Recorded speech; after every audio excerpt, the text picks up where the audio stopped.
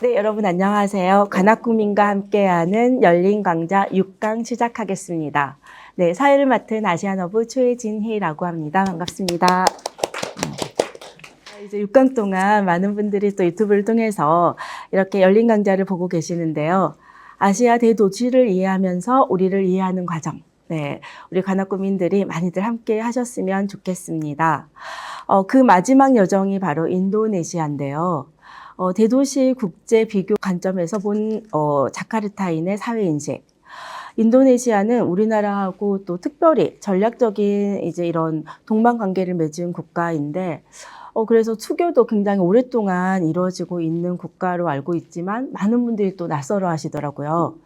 그래서 글로벌 사우스의 영향력을 점차 커져가고 있는 이 시점에서 그래도 또 그 중심에 있는 국가가 인도네시아인데, 우리가 인도네시아에 대해서 보다 또 관심을 가지고 알아가야 되지 않을까라는 생각을 하면서 우리에게 가까우면서도 멀게 느껴지는 나라 인도네시아.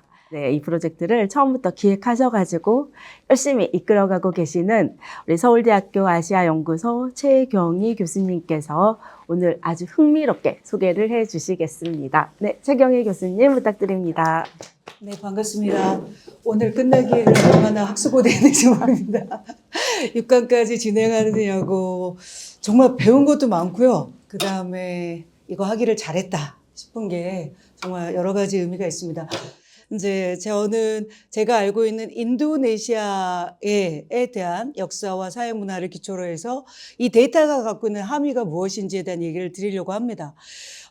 저는 이 지금 첫 페이지에 나와 있는 이 두 사진을 굉장히 좋아합니다. 인도네시아를 상징하는 이 사진. 그러니까 여기가 첫 번째 위에 사진이 그 이스티크라 모스크거든요. 동남아에서 최대로 크다라고 하는 이스티크라. 그리고 맞은편에는 까뜨드랄 대성당이 있어요. 즉 이슬람과 소위 말하면 천주교의 이 상징.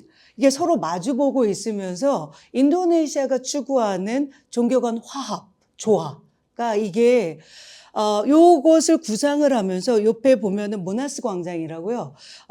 요 독립기념탑이 있는 전 지역이 자카르타에서 우리나라의 광화문과 같은 도시를 의미하고 있죠. 그래서 뒤에도 얘기하고 있겠지만 무신론자인 최경희가 인도네시아 자카르타를 만나면서 유신론자가 된.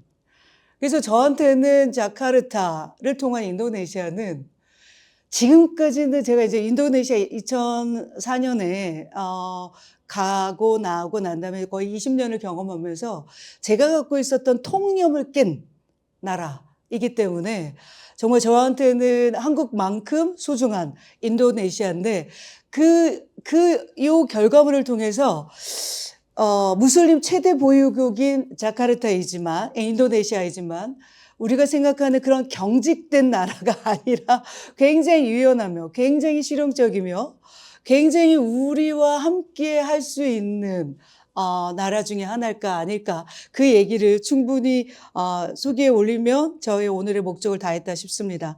그래서 이 조사 기호는 이제 앞에서도 쭉 얘기했으니까 제가 이제 왜 이 조사가 흥미로우냐.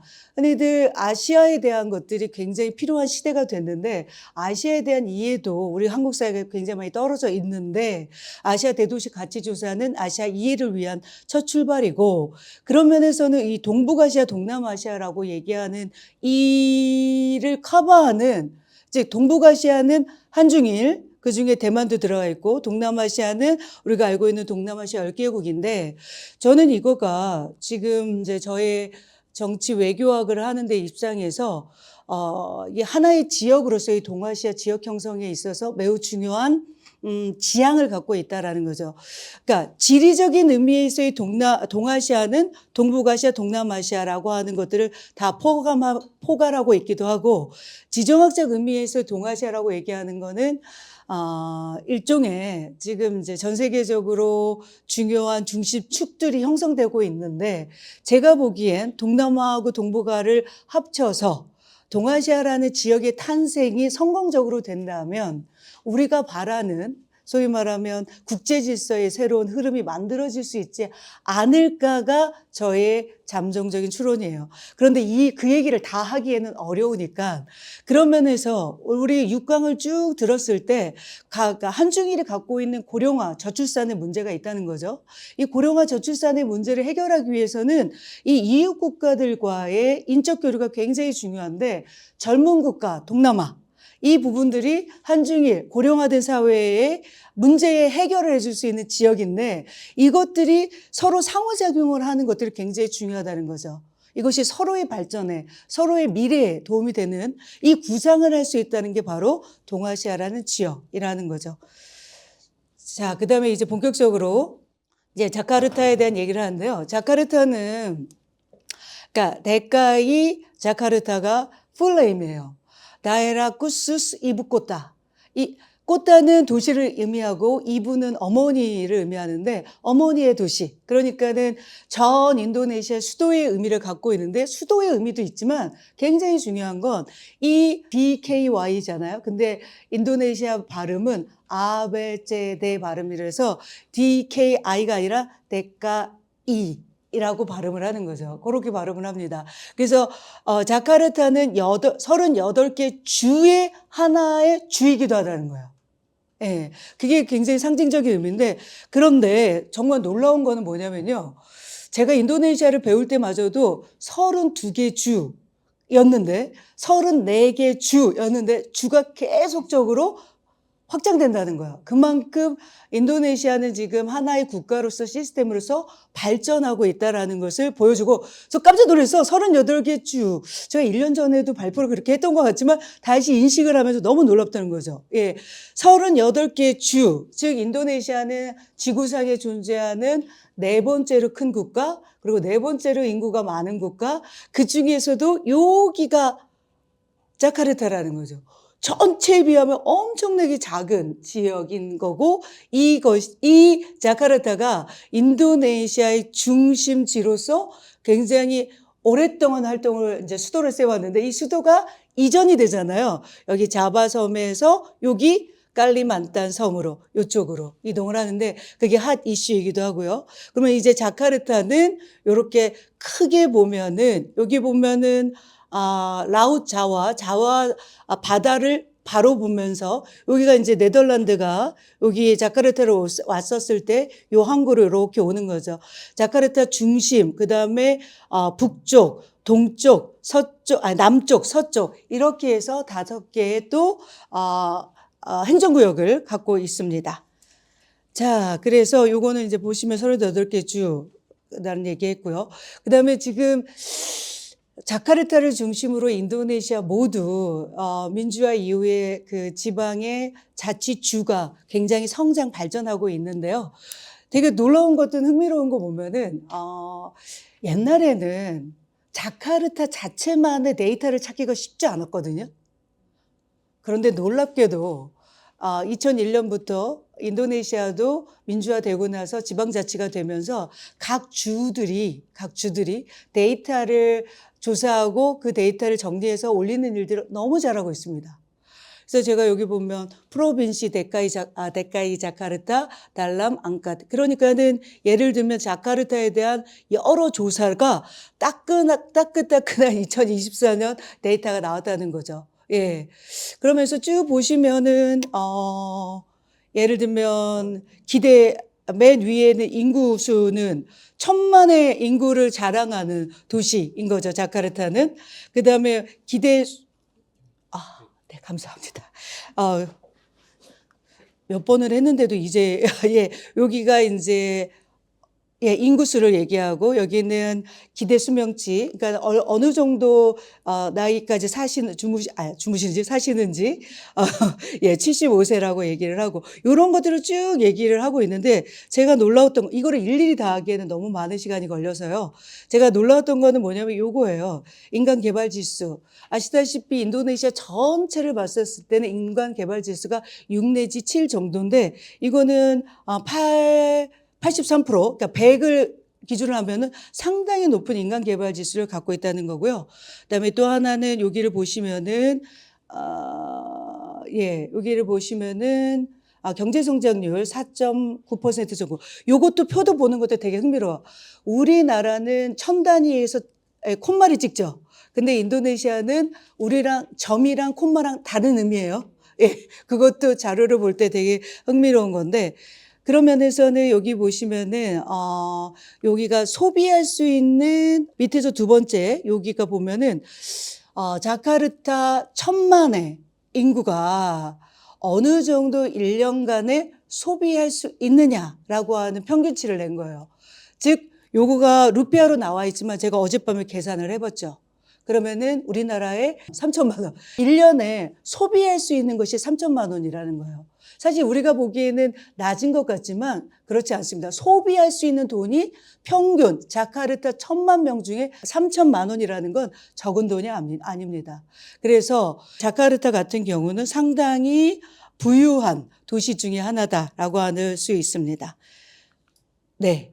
그 다음에 그래서요. 제가 이제 본격적으로 데이터 조사에 대한 것들을 얘기하면서 쭉쭉 보면은 높은 삶의 만족도, 그러나 고군분투하는 자카르타인의 삶이라는 제목을 잡아줬는데, 요거는 다른 대도시 가치 조사처럼 전반적인 삶의 만족도를 보여주는 표현인데, 여기 보시면은 76.6%이기 때문에 다른 도시보다도 대체로 높다고 볼 수 있다는 거죠. 그런데 이 경제 상황을 보시면 자카르타인들의 경제 상황에 대한 만족도는 어떠냐? 보시면 아까 말했듯이 요거에 보면은 전반적인 만족도는 76.6%인데 경제적인 만족도는 59.1%. 뭔가 갭이 있다는 거죠. 그랬을 때 이 자카르타라고 하는 공간이라고 갖고 있는 특수한 의미들이 여기에 포착되어 있지 않을까. 그래서 그렇지만 전반적으로 만족하는, 여기 보시면은 그래서 이 서베이 데이터의 조사를 보면은 왜 경제적으로는 덜 만족하는가라는 것들을 다른 데서 볼 수 있는 거죠. 즉 불안정한 소득이라고 하는 부분이 다른 데보다도 일단 보면은 60%, 65%, 77%, 72% 있지만은 자카르타인들이 갖고 있는 불안정한 소득이라는 것이 80.57%로 그렇게 낮지는 않습니다. 예. 수도에 살고 여러 가지 환경도 좋고 그렇지만은 이 대도시가 갖고 있는 불안정한 소득, 그러니까는 이제 안정적인 일자리보다 비정규적인 일자리도 많고 이런 부분들이 불안정한 소득으로 나타나는 거죠. 그 다음에 주택 불안정성. 이건 부분들도 여기에서 보면 70.57%이기 때문에 뭐랄까요, 베이징이나 50%대와는 되게 다른 거죠. 70%. 그 다음에 또 하나는 실업과 일자리 불안정성도 상당히 78.28로 낮지만은 않다는 거죠. 예. 그 다음에 경제적 기회 불평등, 요것도 78.14이기 때문에 뭐 도쿄 예를 들면 49%보다 훨씬 높은, 그 다음에 예를 들면 서울 66.57%, 그런 면에 비해서는 이 경제기회 불평들도 상당히 높은 거죠. 그러니까 삶의 전반적인 만족도는 높지만 경제적인 만족도가 떨어진 이유를 이런 데이터에서도 잘 볼 수 있는 거죠. 그럼에도 불구하고 제가 이제 여기 앞에 뒤에 내겠지만 이 높은 만족도, 삶의 만족도, 그다음에 뒤에 삶에서 굉장히 중요하다고 생각하는 가치들을 보면 공동체적인 가치가 굉장히 많은데 이런 부분들이 어디서부터 배태됐을까라고 하는 부분들을 중간중간에 이렇게 설명을 하는 거죠. 인도네시아에 저는 이제 아까도 얘기했듯이만 굉장히 독특한 나라다라는 거예요. 독특한 나라. 독특한 나라. 독특한 나라를 어떻게 설명을 해야 될까라는 얘기를 많이 했죠. 여기 보면은 아까 이제 자카르타 같은 경우가 아까 얘기를 했죠. 이 독특한 나라를 가장 대표적으로 보여줄 수 있는 이 심벌이 인도네시아의 국가의 심벌이라고 하는 이 가루다에 나오는 거죠. 가루다는 소위 말하면 인도 문화권에서 나오는 상징적인, 그러니까 신화 속에 나오는 새를 얘기하거든요. 그러면서도 인도네시아는 어떤 나라예요? 무슬림을 최고로 많이 보유한 나라예요. 그런데 지금 현재 무슬림을 최대로 보유하고 있는데 국가의 심벌을 힌두교의 신화 속에 나와 있는 가루다를 갖고 있다는 거죠. 그러니까는 이 역사적인 전통이라는 것들을 그대로 인정. 그리고 요거 하나가 이 나라의 독립과 독립의 정신을 의미하는 거. 예를 들면은 1945년 8월 17일에 독립을 했거든요. 그러면은 요 밑에 날개, 이 밑에 이 모든 것들이 그런 심볼을 갖고 있는데 요 밑에 안에 것들이 5가지의 인도네시아의 헌법 이념을 상징합니다. 요거가 판차실라라는 것이 산스크리트 언어로 5가지의 축이란 뜻이거든요. 인도네시아를 의미하는 헌법의 것들이 국장 속에 5가지로 다 되어 있다는 얘기예요. 요것이 가루다. 알다시피 인도네시아 국적기가 가루다. 항공이고, 예, 그런 것도 여기에 해당되는 거죠. 그런 면에서는 인도네시아라는 나라의 가장 특징은 다양한 숙부, 종족들이 이루어지고, 자바 종족, 순다 종족, 미나카바오 종족. 그래서 종족을 적게는 300개, 많게는 세부적으로 하면은 800가지도 나눠요. 예. 그 다음에 다언어. 그러니까 종족별로 언어가 다 자바어, 순다어, 발리어, 다언어. 그런데 이것을 하나의 다 모국어인 바하사 인도네시아 말로 이렇게 아우르죠. 그 다음에 그리고 여기서 말한다듯이 요 뒤에 보면 나오겠지만 다종교를 이루고 있어요. 다종교. 즉 힌두교, 그 다음에 기독교, 그 다음에 이슬람뿐만 아니라 종교를 그러니까 종교를 정리해서 6개 종교를 믿게끔 하는 것을 정리를 한다는 거죠. 왜냐하면 그건 뒤에 나오는 헌법 이념 때문에 그렇습니다. 여기서 바로 이런 다문화의 가장 문화적인 상징을 갖고 있는 것이 인도네시아다라고 보여지는데 제가 이렇게 얘기해요. 인도네시아는 태어날 때부터 다문화 사회였다. 그러니까 이주자들이 와서 만들어지고 구성되어지는 근대적인 의미의 다문화 사회가 아니라 born to be multiculturalism이라고 태어날 때부터. 그렇기 때문에 인도네시아라는 하나의 나라를 만들었을 때는 이러한 다양한 종족과 다양한 종교와 다양한 문화들이 한데 어우러서 지내는 것들이 매우 중요하기 때문에 이런 룩군 사상, 조화를 이루는 것들이 너무나도 좋아요. 그래서 조화로운 일상적인 삶의 추구를 하는 것들 자체가 종교적인 이유이기도 하고 문화적인 베이스이기도 하다라는 거죠. 이런 부분들이 이 국장에도 다양성 속의 통일이라는 말로 베네카 뚱갈이까라고 하는 것으로 잘 표현되고 있습니다. 예. 그래서 이런 부분이 아까 국장에 나와 있는 요 5가지의 헌법 이념, 이런 것도 인도네시아의 문화적, 자연 환경적, 종교적 이런 것들이 다 심볼릭하게 되어 있는 부분입니다. 그래서 인도네시아의 헌법 이념 판차실라는 인도네시아 말로 이렇게 되어져 있고 이게 모든 나라의 헌법 전문이 굉장히 중요합니다. 그 헌법 전문에 요 끝에서 하나, 둘, 셋, 4번째 줄에 이렇게 쓰여져 있는 것이 아까 헌법 이념의 5가지 요소인 거예요. 첫 번째, 원리가 유일신에 대한 믿음. 인도네시아 사람이라면 유일신을 다 믿어야 돼요. 유일신. 근데 힌두교가 유일신인가요? 그런데 인도네시아는 유일신 사상이에요. 그러면 컨피시안이라고 하는 유교, 이것도 신이 없는데 유일신 체계에 있는 거란 얘기예요. 네. 왜냐하면 인도네시아라는 나라가 독립을 하는 과정 중에서 어떤 나라를 만들고 싶으냐라고 얘기했었을 때 우리는 신과 인간의 관계에서 유일신을 믿는 믿음을 선택하고 모든 종교도 허용을 해주면서 그래서 말레이시아는 이슬람이 국교이지만 인도네시아는 국교는 아니에요. 다양한 종교를 허용하는데 그 종교는 유일신을 갖고 있는 세계죠. 제가 얼마나 충격적이었겠어요. 처음에 인도네시아 갔을 때 모든 서류에 종교를 쓰게 되어 있어요. 그때 당시에 저는 무신론자였거든요. 하지만 꼭 반드시 쓰게 돼 있어서. 그래서 유교도 썼다가 기독교도 썼다가. 그리고 나서 이제 그 많은 고민 중에서 나중에는 이제 프로테스탄트를 했다가 지금 카톨릭으로 기회를 했는데요. 그것이 바로 자카르타가 준 저의 충격으로 제 삶이 바뀐 거죠. 기도 소리에 깨고 그랬지만 이제는 아주 뭐랄까 잠 잘 수 있는 그런 건데요.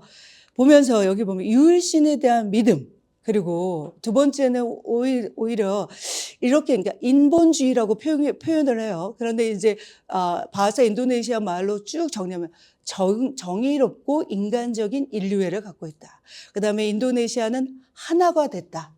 아까 그 수많은 종족들이 하나의 네이션으로 만들어지는 과정이기 때문에 민족주의가 굉장히 중요하죠. 내셔널리즘. 그다음에 이게 굉장히 중요합니다. 네 번째 원리는 협상과 합의와 대표 원리 안에서 지혜와 슬기에 의해 인도되는 민주주의. 이 나라가 민주주의를 지향하는 나라인데 그 특징적인 것이 타협과 합의를 만들어가는 정신이 매우 중요하죠. 그것이 뻐르 무샤와라탄이라고 하는 무샤와라 무파카시라고 하는 타협과 합의를 이끌어낸 전통적인 베이스, 전통적인 사상. 근데 도대체 뻐르 무샤와라탄이 어떤 의미를 갖고 있느냐? 굉장히 특징적인 건 없어요. 합의가 이루어질 때까지 계속 대화하는 겁니다. 오늘 결정 안 되면 내일 결정하면 그 다음날. 저는 뭔가 특별한 뾰족한 수가 있는 줄 알았어요. 그거 아니에요. 그냥 견해를 조율하는 거야. 이견을 조율하는 그 부분이 굉장히 중요합니다. 그래서 제가 인도네시아 우이대학교에 갔었을 때 되게 놀랐던 거는 학생들이 철퍼덕 주저앉아서 얘기를 엄청나게 많이 하는 거야. 그런 문화가 되게 저한테는 낯설었어요. 근데 민주주의에서는 토커티브한 게 굉장히 중요한 문화라고 생각하거든요. 계속 저는 끊임없이 얘기하는 문화. 예. 그것이 합의를 이끌어 가는데 굉장히 중요하죠. 협상과 합의. 그 다음에 이제 소셜 저스티스라고 하는 요것도 이 나라의 굉장히 특징인데 이게 종교적인 베이스에서 평등을 지향하는 무슬림이라고 하는 그것과 아주 오랫동안 흐르고 있었던 문화적 전통에서의 소셜 저스티스가 되게 부합을 잘하는 거죠. 이제 우리 토론자 선생님께서도 이것이 갖고 있는 인도네시아의 특징적인 의미도 언급을 해 주셨더라고요. 예. 저는 요게 제가 정치 외교학의 베이스로 인도네시아를 연구를 하면서 도대체 이걸 어떻게 이해할 거냐. 이 복합적인 인도네시아 헌법 이념이 요즘 21세기에 민주주의에도 어떤 영향을 줄 거냐라고 하는 부분. 그리고 인도네시아 분들은 굉장한 민주주의에 대한 지지가 높다는 것도 뒤에서 얘기 드릴 수 있을 겁니다. 예. 그래서 인도네시아라는 나라가 1945년에 일본으로부터 독립을 했는데 일본으로부터 독립하기 전에 네덜란드로부터 굉장히 300여년간 식민지를 경험했고 그러고 나서 독립을 하고 난 다음에 그 네덜란드가 다시 침공하에 들어왔기 때문에 네덜란드과의 혁명 전쟁을 하게 된 거죠. 그러면서 본격적으로 하나의 독립된 나라로 시작하는 게 1949년이에요. 그랬을 때 그 1950년대부터 네이션 스테이트가 빌딩을 하는 과정에서 하나의 경제 발전을 하는 모티브로 쭉 가는 거죠. 우리가 하나의 경제 발전의 심볼릭한 하나의 부분을 보면은 도시화를 근대화의 심볼로 얘기를 하면 여기를 보시면은 지금 인도네시아는 급격한 도시화를 즉 45년 이후에 즉 독립 한 70년, 75년 정도 이렇게 됐었을 때 근대화가 빠르게 진행됐다고 얘기할 수 있다는 거죠. 그러니까는 도시에 사는 사람, 그다음에 농촌에 사는 사람 이걸 보고 이제 도시화 비율을 얘기를 하는데 보시면 2010년대부터 2010년으로서는 도시에 사는 사람들이 쭉 늘어난다는 거죠. 사실 인도네시아 자카르타를 베이스로 중심으로 봤을 때도 2000년대 이후에 급격한 경제 성장을 하거든요. 딱 20년 만에. 예. 그것은 집중적으로 자카르타에서도 나타나는 현상이죠. 예.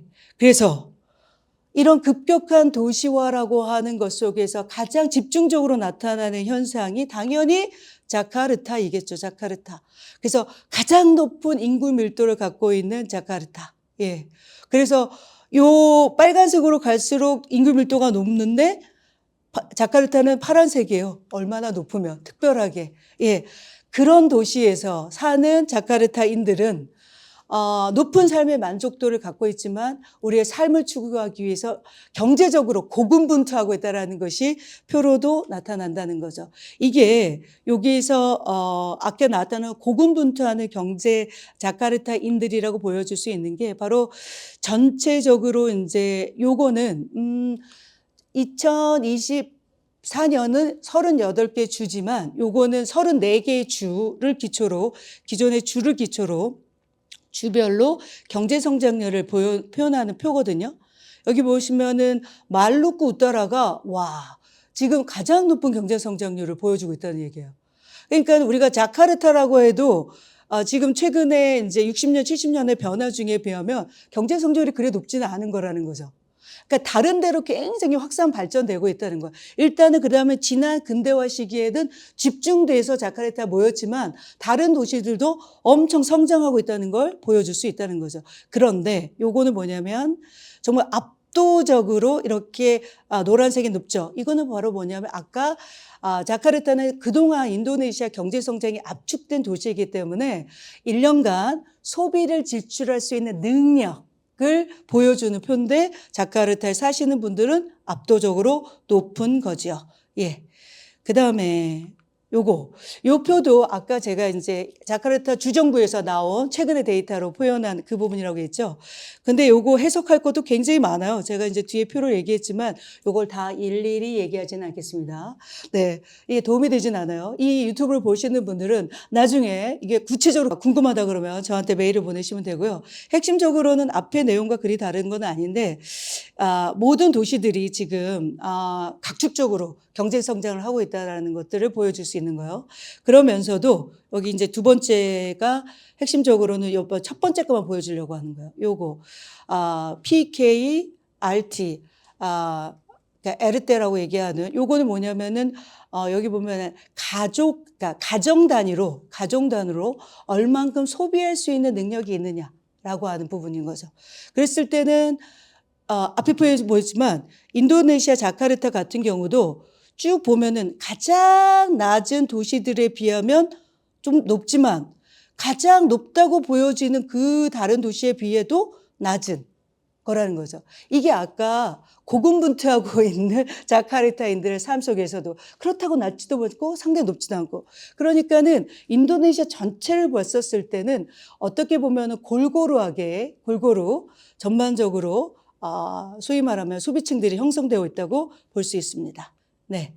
자, 그래서 아까 전반적으로는 삶의 만족도가 높지만 뭐라고요? 경제적인 만족도는 떨어진다라고 하는 이런 부분을 살고 있는데, 그것이 자카르타의 도시적인 특성을 잘 보여주고 있다는 거죠. 그 중에서도 세부적인 만족도라고 보는 거.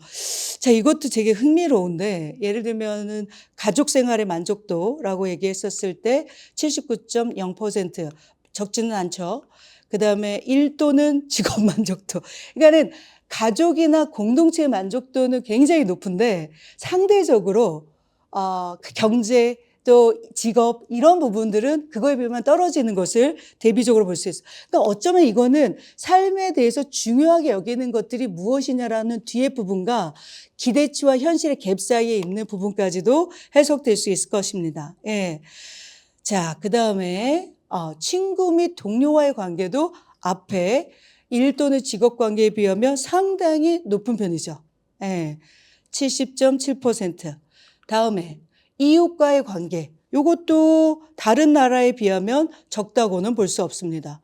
자, 서울. 우리가 서울 편을 봤었을 때 항상 놀라웠던 거. 서울은 모든 것이 낮습니다.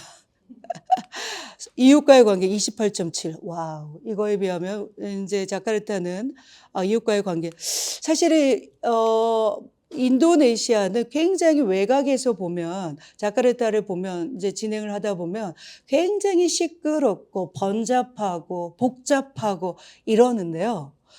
저도 인도네시아에 오랫동안 1년 이상 살아본 게 2번 이상 경험을 했는데, 뻐르르마한이라고 해서 주택가요.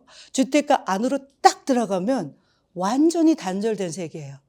시끄러운 바깥의 도시와 삶을 추구하고 하는 뻐르르마한 여기 컴플렉스라는 보면 이렇게 평화로운 곳이 있을까? 대도시 속에 그런 부분인 거야. 그 속에서 외부인들이 가면 그 마을에는 당연히 마을 이장들이 있죠.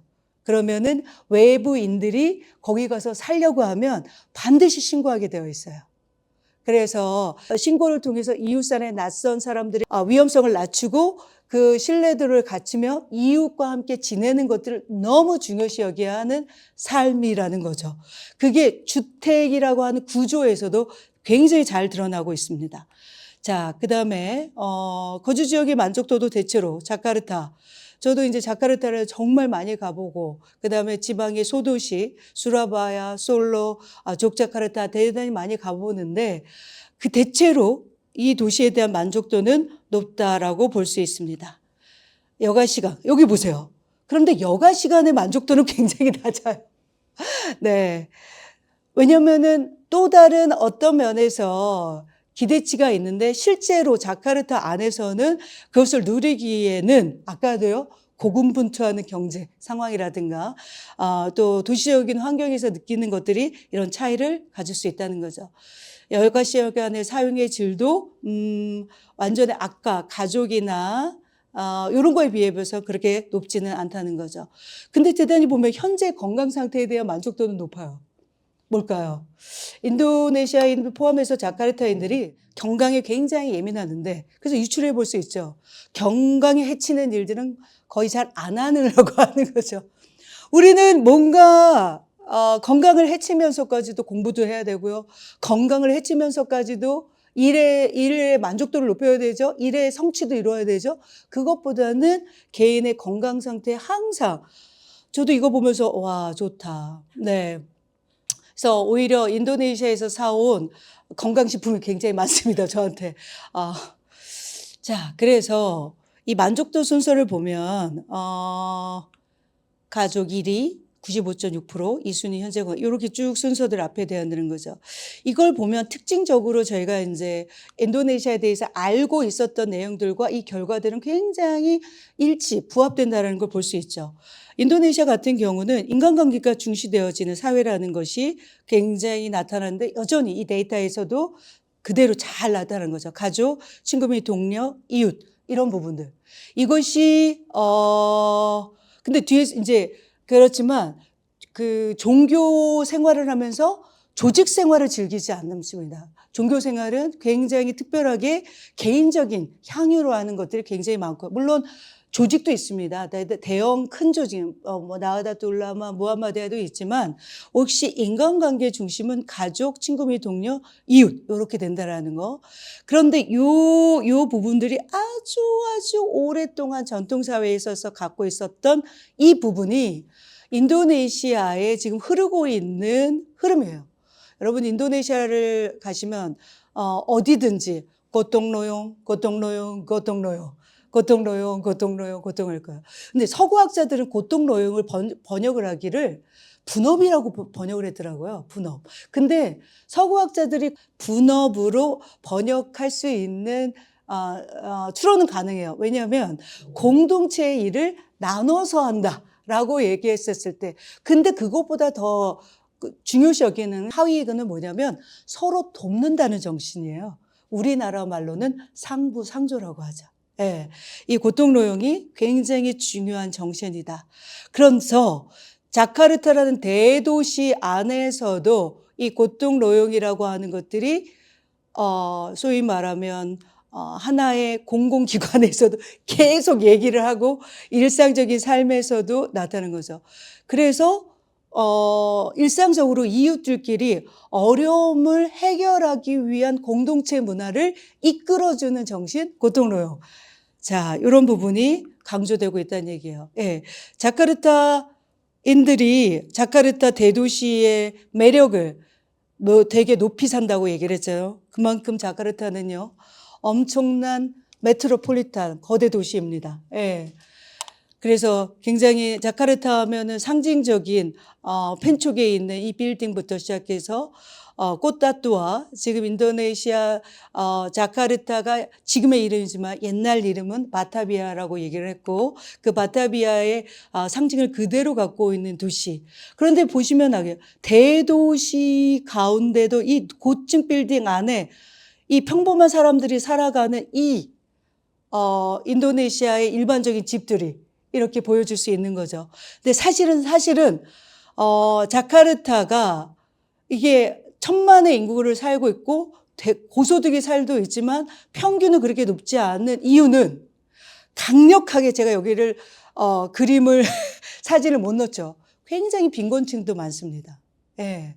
그래서 그 꽃다 깐풍이라고 이제 깐풍이 시골이라고 얘기하는데 도시 안에 시골이 있다는 거죠.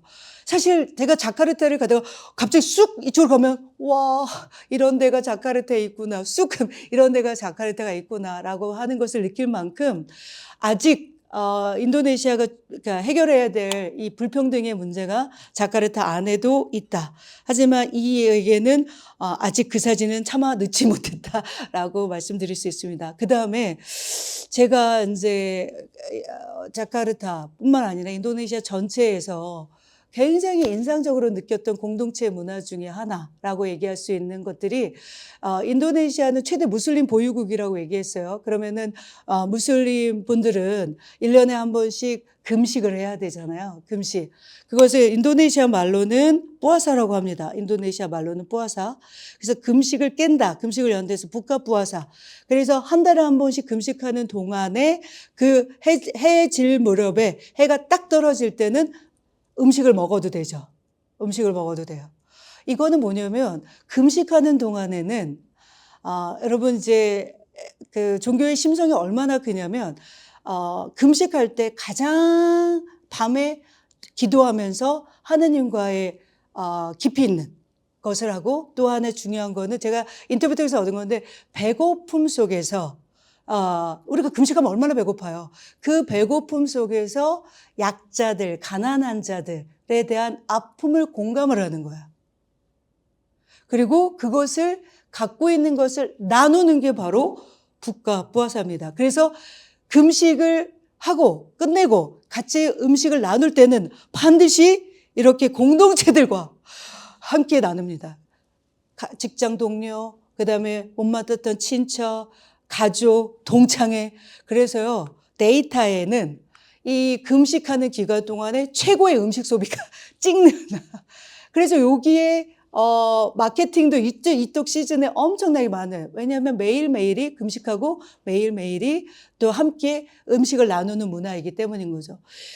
이거를 생각해 보셔요. 이거를 인도네시아 같은 경우가 이슬람이 이렇게 들어오고 외부터 들어오고 12, 13세기부터 들어오고 쭉 일반화되어지면서 요 종교적인 가치들을 집중하면서 이 공동체의 경험들을 소위 말하면 500년, 600년 이상 같이 했다고 생각해 봐요.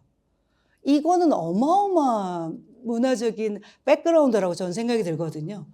자, 그래서 북카푸아사 버르사마 함께 음식을 나누는 문화라고 하는 것은 전통적으로 갖고 있었던 공동체 문화와 굉장히 지금 현재 자카르타를 포함해서 인도네시아를 특징 짓는 그런 거죠. 여기 보면은 제가 인도네시아를 이제 자카르타에서 배우면서 너무 놀라웠던 건 또 이 공동체 문화 발달 중에 페스타, 축제 문화가 엄청나게 발달됐거든요. 축제도 있지만 의례, 우빠짜라라고 하는 이 의례 문화도 어마어마하게 발달되어 있어요. 제가 인도네시아에서 이제 인도네시아 말 배울 때 이 종족의 페스타, 우빠짜라, 이 종족의 페스타, 우빠짜라 배우는데 그때는 그게 그렇게 중요한지 몰랐어요.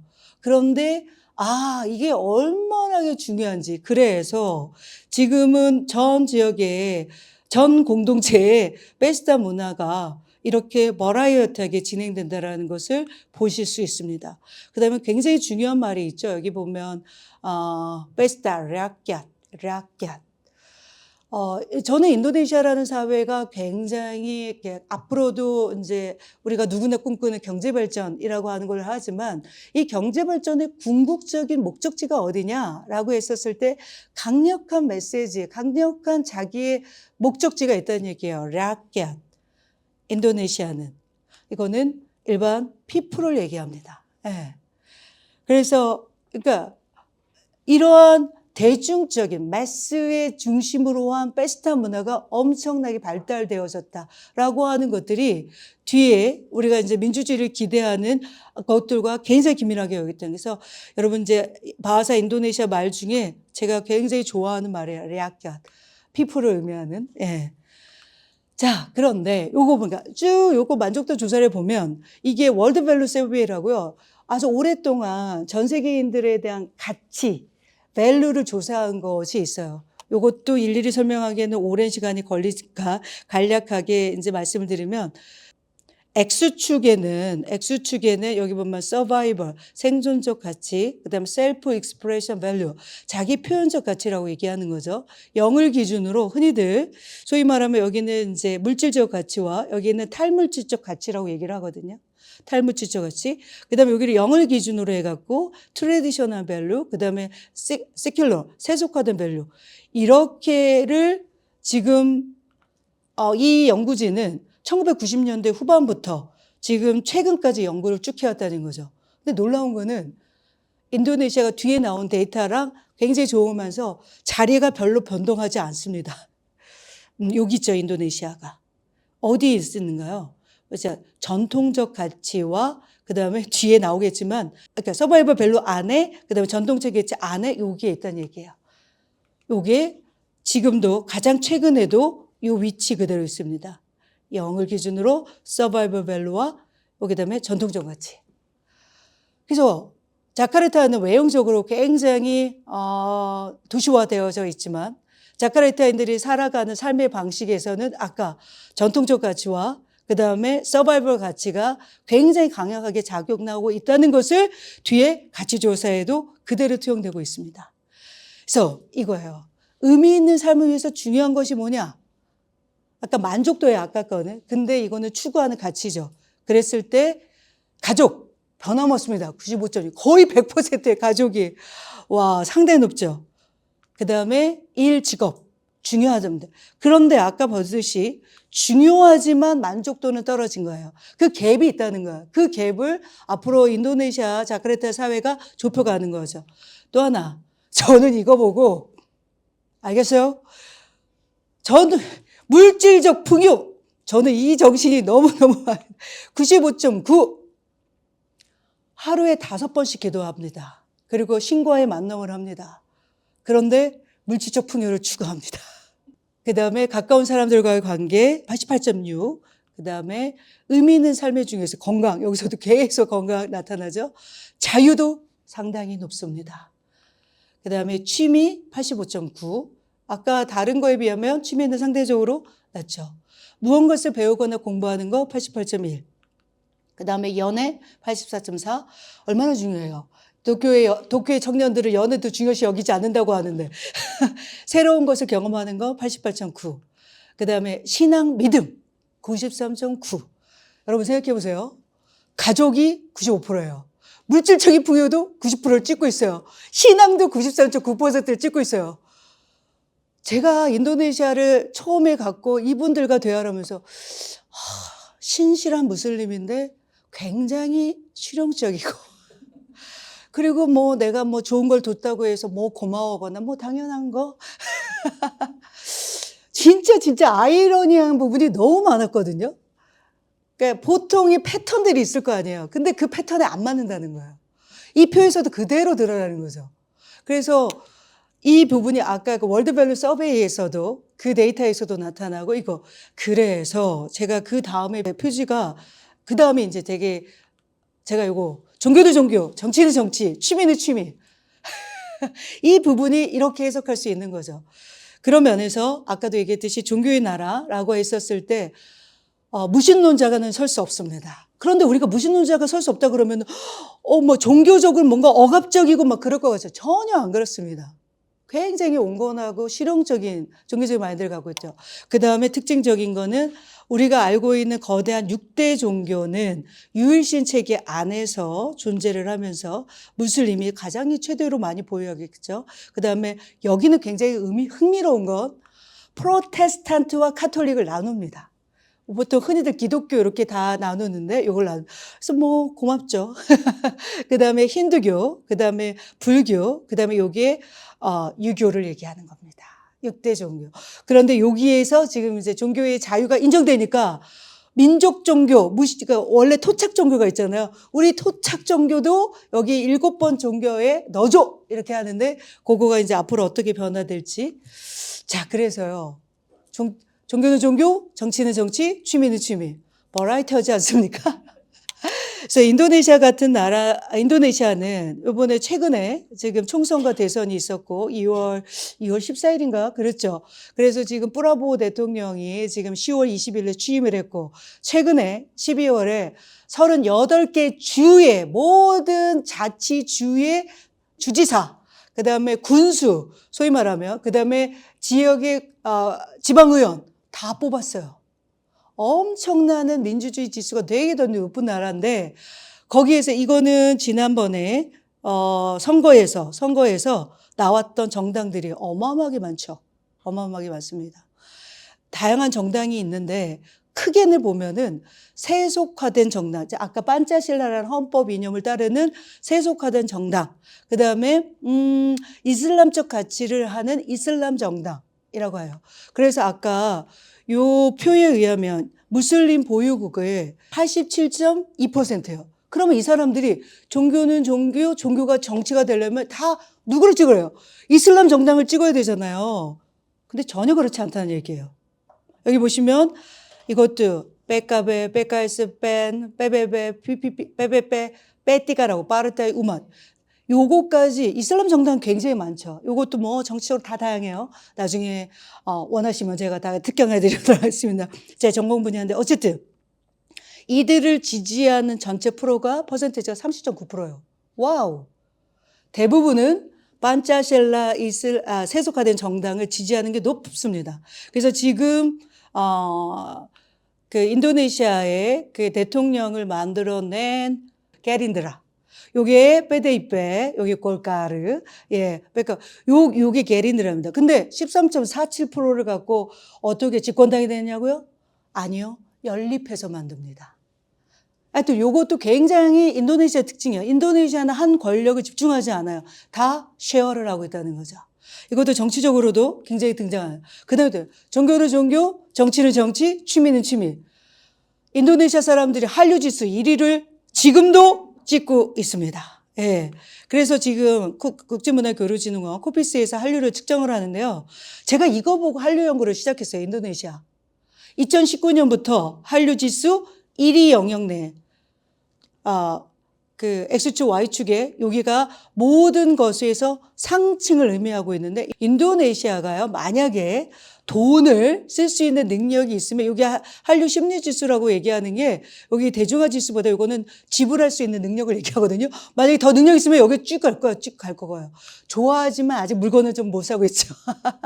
그래서 어쨌든 이게 바로 제가 이제 한류 연구를 하면서 물어봤어요.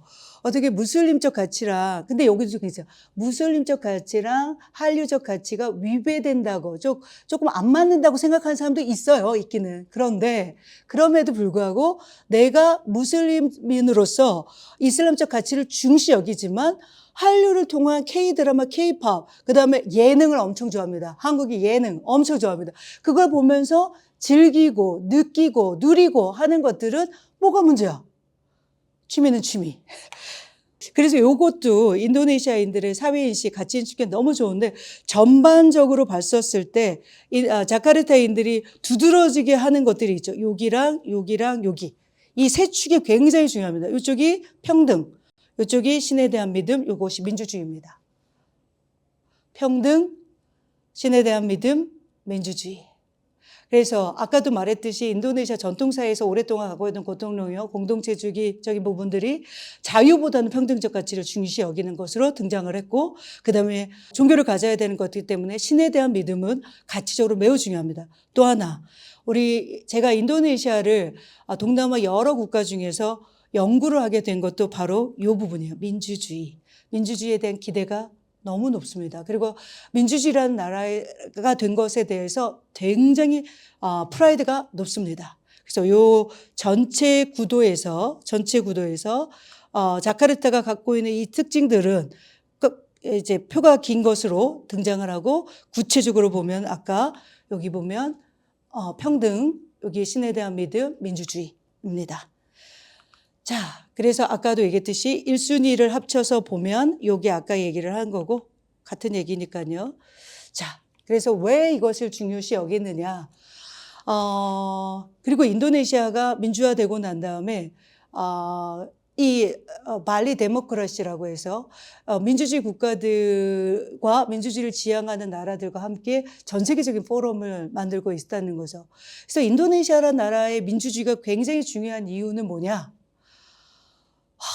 무슬림이 다수인데, 그리고 종교가 가져야 되는데, 우리가 생각하는 선거를 통한 정권교체와 그 다음에 입법부, 행정부, 사법부의 상권 분립에 기초한 소위 말하면 근대적인 권력 분립형의 구조를 가지며, 그리고 대통령제와 정당연합제를 갖고 있는 이 구조를 만들어낼 수 있는 건 문화적인 토양인, 좀 소위 말하면 서구적인 문화적인 토양이 아니어도 이런 것이 가능하다고 하는 것을 보여주는 대표적인 케이스이기 때문입니다. 그래서 인도네시아도 오랫동안 네덜란드 식민지를 경험을 하고 난 다음에 독립을 하고, 그다음에 매우 안타까운 거는 요 시기에서는 연약한 독립된 국가였죠. 그런데 안타깝게도 1965년에 군부 쿠데타가 일어나서 여기도 어마어마한 인민 학살, 그러니까 국민들을 많이 죽였다는 얘기예요. 예, 킬링 피틀처럼, 유대인 학살처럼. 그래서 수카르노가 권력을 찬탈을 하면서 32년간 지배를 했어요. 그래서 한때 우리보다 잘 살다가 IMF 외환 위기가 딱 겹쳤을 때는 정말 경제적으로 어려워지는, 그때 자카르타 트리사티 대학생들 중심으로 5월 민주화 운동이 시작하면서 이 수카르노가 건재해서 물러나고 1999년 최초의 55년 다음으로 최초의 자유 총선거를 거쳐서 지금까지 민주주의로 가고 있다는 얘기예요. 우리나라랑 비슷하죠. 이 경로. 그런데 우리나라처럼 빽하지는 않을 것 같은데 이게 빽이 되느냐 안 되느냐. 그래서 이 흐름, 이 경로, 이게 국제적으로 굉장히 중요한 분야라고 볼 수 있고, 저는 여기에 이론적인 연구가 집중되어야 된다라고 생각이 듭니다. 그런데 아직은 민주주의라고 얘기를 하면 높은 기대치가 있는데, 현실은 일단은 주기적인 선거로 인해서 정권 교체는 되나, 요거 말하는, 여기는 뭐냐면요, 월드밸류 서베이가 소위 말하면 그 나라의 민주주의 지수를 거버넌스 차원에서 측정을 하고 있다는 얘기예요. 그래서 사람들이 얼만큼 자유를 느끼느냐, 그 자유를 따른 책임성을 느끼느냐, 요거에 대한 수치를 한 거죠. 100이 만족도 제일 높은 거죠. 그렇게 봤었을 때 여기는 60 이하이기 때문에 낮지도 높지도 않다는 거죠. 자, 그 다음에 요거는 바로 정치적 안정과 폭력, 테러리즘에 대한 것이 없느냐라는 건데, 여기 보시면 50을 기준으로 낮다. 그러면 정치적 불안정성이 높은 사회라는 거야. 사실 자카르타 이렇게 지나가다 보면 이게 솔직히 여기 도시가 안전하다고 느끼지는 않아요. 폭탄 테러도 있고, 그 다음에 소매치기도 있고, 교통사고도 있을 수 있고 라고 하는 이 부분들. 자, 그 다음에 근데 왜 정부 효과성? 근데 놀라운 거는 요거는 상대적으로 높습니다. 여기 보시면 50을 기준으로 보면 아까 60 이상이 있었던 높이. 즉 지금 이 부분은 아직은 정부 주도적으로 일어나가는 일들이 굉장히 많다는 걸 볼 수 있다는 거죠. 그 다음에 질 좋은 규제. 이거는 아까 어떤 나라든 민주주의와 경제발전이라고 하는 것 중에 제도가 중요한데 그렇게 질 좋은 제도라고 얘기하는 것들도 아까 50% 보면은 아까 정부 효과성보다는 낮으면서도 아직은 이 정도의 높은 수준까지 올라가지 않아요. 여러분들이 보기에 여기 월드뱅크에서 보는 거버넌스 인디케이터를 봤었을 때 아직 민주주의는 지지하는 건 높으나 기대, 현실은 그렇게 높지 않은 거라는 거죠. 그 다음에 마지막으로 여기에 보면 법의 지배라는 거예요. 법의 지배는 여기 50에서 굉장히 낮은 부분인 거예요. 아까 불안정성과 하는 거죠. 왜 이게 중요하느냐. 여기에서 법의 지배, 법에는 법에 대한 적시성, 그 다음에 법이 얼마나 강력한 영향력이 있느냐. 인도네시아의 가장 어려운 문제는 부패 문제를 해결해야 되는 것도 똑같은 거죠. 여기 보시면 여기 50 밑으로 떨어지는 여기 보시면 이게 아이러니가 있는 거예요. 민주주의는 굉장히 더 앞으로 가는데 부패는 또 올라가는 게 부패가 좋아진다는 건데 더 떨어지고 있다는 거죠. 이게 아이러니인 거죠. 그래서 아직 인도네시아 같은 경우가 민주주의에 대한 것으로 나가는 나라겠지만 민주주의의 높은 기대치에 맞춰서 봤었을 때 현실은 갭이 좀 있다라고 볼 수 있습니다. 그렇게 봤었을 때 여기 보시면은 국민들이 모든 국민이 골고루 행복한 국가이다. 여기 보시면은 아직 낮잖아요. 57.6%. 그다음에 우리 사회는 통합되어 있다. 아직 아까 가족에 대한 만족도나 기대 이런 거에 비하면 아직도 이런 이제 사회 통합, 국가 이런 것들은 아직 낮은 것으로 볼 수 있습니다. 자, 이 부분은 나중에 읽어보시면 앞에 부분이랑 얘기한 것과 큰 틀에서는 다르지 않기 때문에 전반적으로 자카르타인들의 사회 인식을 대화를 얘기할 때는 충분히 얘기할 수 있을 겁니다. 그래서 제가 이걸 보면서 그동안에 그 자카르타인들을 포함하고 인도네시아인들을 나름대로 개인적으로 해석해 왔던 것들을 이런 데이터를 통해서 볼 수 있다는 거죠. 그래서 우리가 무슬림으로 최대로 보유한 국가이기 때문에 되게 종교적일 거야. 경직될 거야. 이런 사고들은 절대 가지면 안 된다는 얘기예요. 그래서 자카르타인들을 이해하기 위해서는 매우 다층적인 효과, 유연적 접근과 이런 것들이 상호작용해서 이해할 필요가 있다는 것으로 결론을 맺도록 하겠습니다. 감사합니다. 네, 최경희 박사님의 흥미로운 주제로 또 얘기를 잘 들었습니다. 그리고 우리 사리단띠 선생님과 이진 선생님이 이제 토론자로 또 앞에 나오셨는데요. 사리단띠 선생님은 인도네시아에서 한국어를 전공하신 분이세요.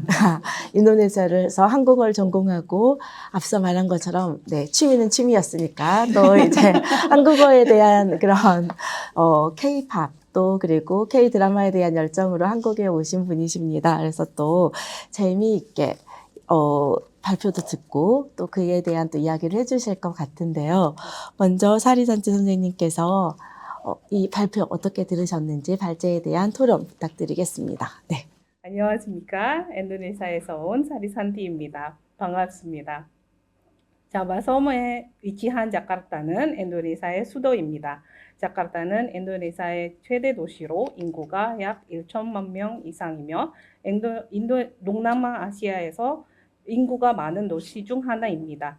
자카르타는 정치, 경제, 문화의 중심지로 300개 이상의 다양한 민족과 문화가 공존하는 대체로운 도시입니다.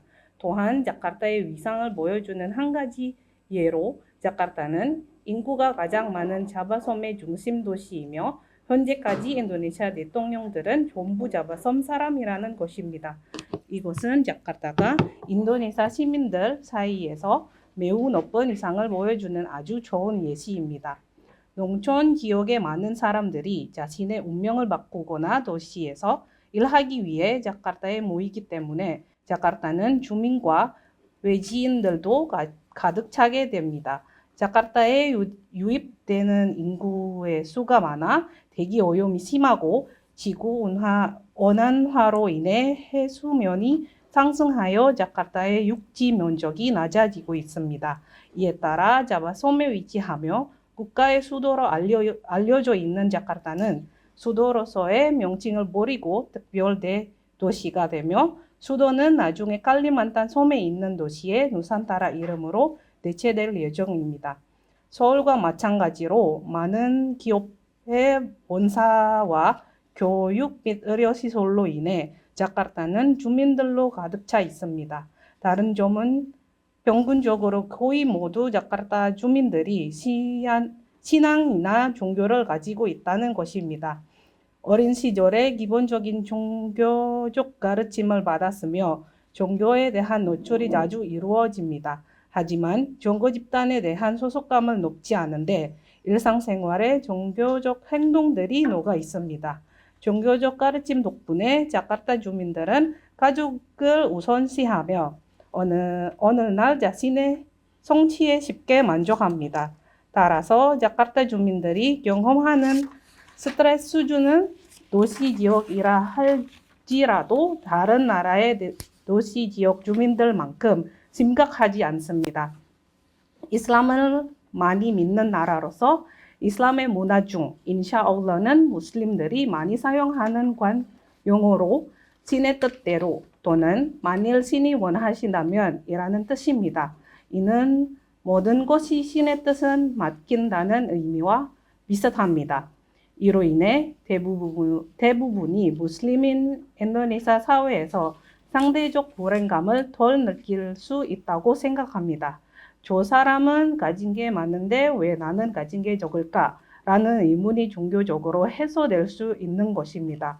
물론 모두 무슬림인 일반화되지 않겠지만 종교 없는 사람에 비해 상대적으로 위안을 얻을 수 있겠다고 생각합니다.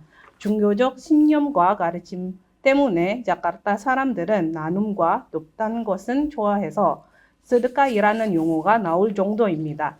2024년 세계 기부 지수 순위 자료를 보면 인도네시아가 관대함 국가 1위를 7년째 유지하고 있는 반면 한국은 88위에 그치고 있습니다. 비록 매우 보유하지 않더라도 나눔의 습관과 가르침을 실제로 종교적 신념에 영향을 많이 받습니다. 흥미로운 점은 모든 사람이 종교를 갖고 있더라도 이것이 사람들의 표현, 생각, 행동 등을 억압하지 않다는 것입니다. 인도네시아 시민은 정치에 대한 의견을 자유롭게 표현하고 자신이 좋아하는 것을 결정할 수 있습니다.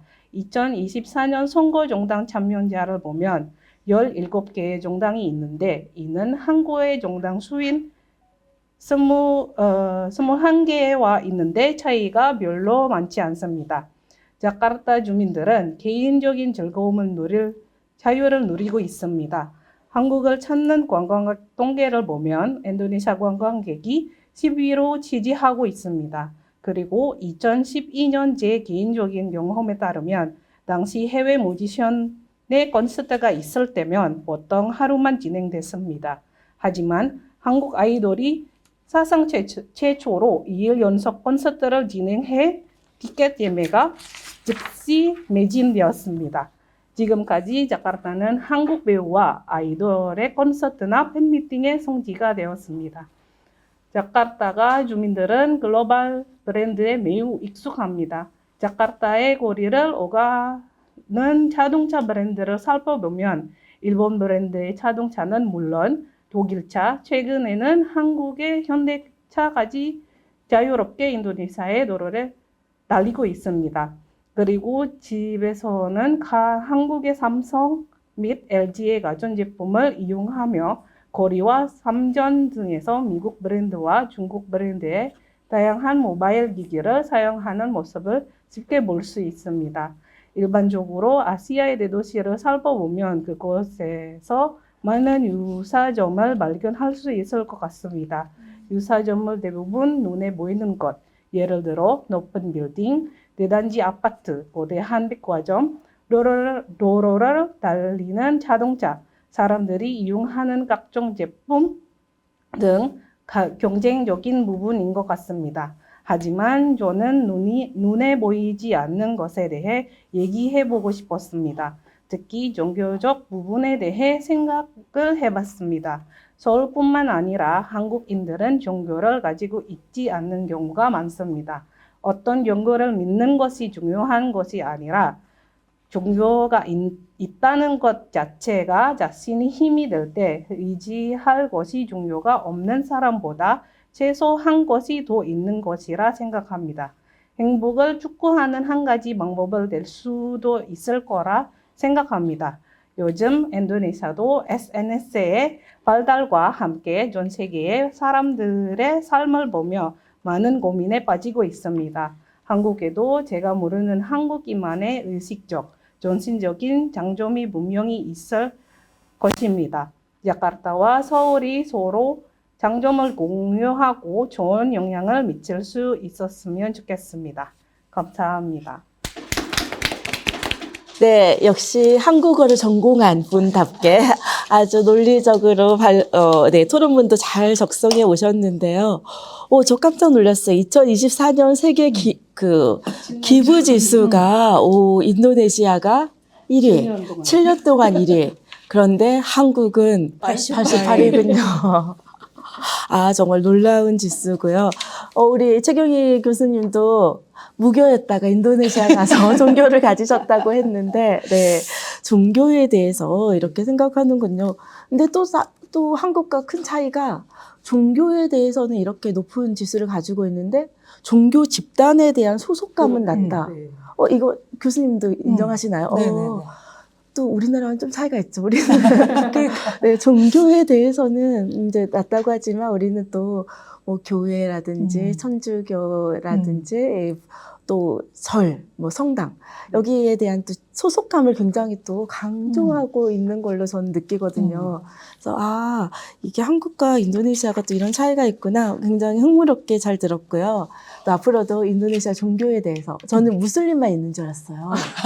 네, 그래서 말레이시아와 동일하다고 생각했어요. 근데 또 굉장히 흥미롭게 잘 들어서 앞으로 또 더 관심을 갖게 될 것 같습니다. 네, 감사드리고요. 다음 또 이진희 선생님의 또 토론문 같이 듣고 나서 최경희 교수님의 이야기를 듣도록 하겠습니다. 저희 또 시인이라고 소개를 했는데, 네, 교사 생활을 오래 하셨고 또 인도네시아에서도 교편을 잡으신 적이 있죠. 이런 이제 여러 가지 배경과 또 시인으로서 역할들 이 다양한 방면에서 인도네시아에 대해서 소개를 해주시겠습니다. 네. 안녕하십니까. 저는 시인이라는 이름이 이렇게 적힌 것을 제 인생에 처음 있는 일이어서 매우 당혹스럽습니다만은 그러다 보니까 제가 이 시인의 입장에서 무엇인가를 적어야 된다는 좀 틀을 가지고 있었던 것 같습니다. 두서없이 제가 그 인도네시아에서 경험한 것 그리고 그 이후에 인도네시아의 여성들과 함께 나누었던 어떤 교류에 대한 이야기를 하겠습니다.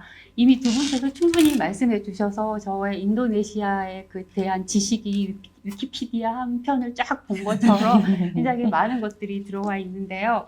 일단 저는 그 어떤 인도네시아라고 하는 나라에 대한 이야기가 원래 우리는 그 해가 이렇게 제일 빨리 뜨는 곳이 아침이 제일 많이 시작된다고 빨리 시작된다고 하는데 어느 시인은 인도네시아에 대해서 지금도 나는 지구에서 해가 가장 먼저 뜨는 것이 동경의 동쪽 일출이 아니라고 생각한다. 그러니까 나에겐 인도네시아가 지구에서 가장 먼저 해가 뜨는 나라였다. 그것은 적도 때문이다. 적도는 모든 곳을 비추는 하나의 절대 의미이다. 이런 말이 있습니다. 그래서 어떻게 생각하면 적도로 아침이 시작되는 것을 기점으로 시적 상상력으로 이야기할 수 있는 인도네시아에 대한 다른 시각이었어요. 그런데 이런 아름다움에 비추어서 제가 간 자카르타는 비록 10년 전이었지만은 매우 아침부터 저는 4시 정도만 되면은 제가 아주 지금 우리나라로 따지면 교보 그 빌딩이 있는 그런 곳에서 제가 이제 생활을 했기 때문에 그 종소리, 그다음에 막 그 기도 소리, 그리고 또 저의 학교는 약간 외곽에 있었기 때문에 6시 이전에 제가 집에서 나와서 한 6시 30분까지 학교를 가야 했어요. 그러니까 굉장히 이른 시각에서 아침 활동이 시작이 되어서 굉장히 힘이 들었고요. 그리고 이제 갈 때는 뭐 30분 이전에 갈 수 있는 거리를 올 때는 2시간 반, 또 이렇게 홍수가 있거나 이럴 때는 막 3시간, 4시간 그러면은 그 안에서 신진대사를 참는 그 고통도 너무 저한테는 컸었고요. 그리고 또 그 길을 그냥 도보를 차를 타지 않고 걸었을 때 그 매연이라든가 그리고 또 이제 홍수, 또 그 물 같은 거, 이렇게 밥 같은 걸 하게 되면 굉장히 빨리 부패가 되어서 인도네시아는 저한테 막 그렇게 막 아름다웠던 그런 기억은 크게는 없었어요. 생활을 하면서 물론 그러니까 이런 것 이외에도 저희가 이렇게 부유하지는 않지만 제가 직장을 가졌다는 이유로 저에게는 기사가 있었고 차가 있었고 그리고 저희 집에서 돌봐주는 그런 가사 도우미가 있었어요. 그러니까 이런 것을 대한민국에서 제가 어떻게 누릴 수가 있었겠어요. 그러다 보니까 또 인도네시아는 그렇게 이제 아이를 키우는 그런 어머니들의 입장에서는 굉장히 살기 좋은 나라였지만 저는 일하는 사람으로서는 한국과 비슷하게 이제 생활하면서 정말 인도네시아를 그런 표피적인 것만으로 느꼈지 내면을 들여다볼 수가 없었고 그 2년 반 동안을 이제 그 자카르타 국제학교에 그 학생들을 가르치면서 입시 교사처럼 이렇게 하다가 왔는데 다행히 그 학생들이 거기서 끝났던 것이 아니라 그 학생들이 졸업을 하고 이제 서울에 있는 아주 명문 대학교에 다 이렇게 진학을 하게 되면서 그 아이들이 이제 30살이 되어서 인도네시아하고 관련되는 일도 하고 또 어떤 친구는 제가 이제 그 국제관계 대학을 가라고 해서 지금 아세안에 근무하고 있다고 이제 소식이 이렇게 들어오기도 하고 그래서 아직도 그때 그 기억들이 좀 이렇게 이어지고 있고 또 한국에 와서도 이 친구들이 이렇게 나른하게 살면서 어떻게 적응을 하지 했는데 놀랍게도 그 친구들이 다 적응을 했어요. 그래서 그런 것도 보면은 인도네시아의 어떤 힘들, 그리고 휴식과 여유의 힘이 또 대한민국의 경쟁사회에서도 이게 충분히 적응력을 갖고 있다고 생각을 했습니다. 여하튼 그렇게 해서 저에게는 인도네시아의 아름다운 그 제가 그 뾰족한 그 빌딩에서 해지는 모습을 매일 술탄 호텔에서 보고 있었는데요. 그것들이 저에게 굉장히 그러니까 인도네시아의 거대한 자연이 저에게 주는 그 영감이라든가 그 어떤 감동 같은 것들이 굉장히 컸습니다. 그리고 이것은 아마 앞으로 시간이 흘러도 해와 달이 어떻게 변하겠어요. 그래서 저는 그것을 제 가슴에 좀 안고 왔습니다. 그래서 이렇게 인도네시아를 이제 그 뒤로 하고 한국에 왔는데, 어느 이제 저의 소박한 꿈은 무엇이었냐면 아시아의 여성들이 함께 모여서 우리가 문학적 담론을 나누는 작은 무엇인가를 만들어 보려고 했어요. 그런데 막상 한국에 와서 보니까 그 여인들에게 중요했던 것은 문학이 아니라 생업이었던 것 같아요. 그래서 무엇인가 보상이 주어지지 않는 행위에 다른 시간들을 투자하는 것이 조금은 무리하다 이렇게 생각해서 이제 이것을 살짝 접고 그런 문학 단체에 가입을 해서 인도네시아 분들 그러니까 인도네시아어로 이렇게 한국 그 시집을 내신 분들이 간혹 있으셔요. 우리는 전혀 모르나 어쨌든 그러면서 줌으로 제가 인도네시아의 이제 분들과 같이 이렇게 얘기를 하면서 시를 읊으면서 번역 시를 낼 수 있다는 것을 알고 이제 제 시집은 낼 수는 없고 좀 유명하신 분의 시집을 이렇게 이제 번역을 하는 와중에 인도네시아의 여러 가지 루트를 알게 되었어요. 어떻게 시집을 내게 되고 뭐 이제 그라메디아라는 출판사가 그런 가지고 있는 자존심도 알게 되고 그리고 그냥 쓴 줄 알았더니 또 이거를 배부하는 것에 대해서 통관의 절차가 엄청나게 또 심하고 그리고 시집을 출간해 냈지만 이걸 갖다가 또 배부하는 데에도 또 어마어마한 돈들이 들어가는 걸 알고 좀 많이 힘들었지만 다행히 그곳에 있는 그 교수님들이 대학교마다 한국어과가 있는 데다 이거를 다 이렇게 배부를 해주시고 그리고 이제 그 번역하신 분들은 또 문화원에서 이렇게 강연도 하시고 그래서 결국은 그러한 감사의 표시로 제가 이제 그분을 소개하게 됐어요. 근데 다 앞에서 말씀하셨듯이 인도네시아 분들의 그 동료 관계라 가족 의식이 어디에 이제 표출이 됐냐면 저는 분명히 한 분을 초대했는데 벌써 웃으시는군요.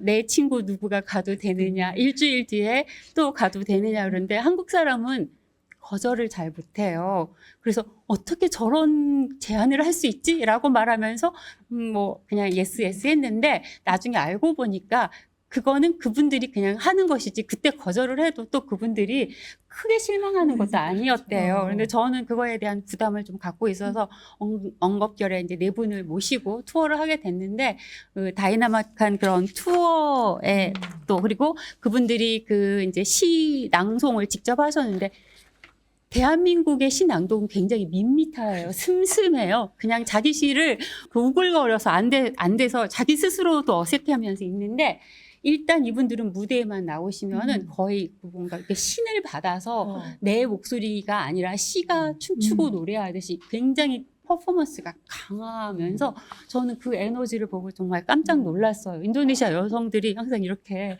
뭘 뒤집어 쓰고 그 안에서 되게 소극적이고 원래 무슬림들은 그렇지 않나요? 이렇게 중동에 있는 무슬림 분들 보면 가족은 보면 여자분들이 거의 말을 안 하세요. 저기 가 있어 그러면 그냥 가 계시는데 여기 있는 여자분들은 역동성이 굉장히 강하시고 그래서 제가 정말 깜짝 놀랐습니다.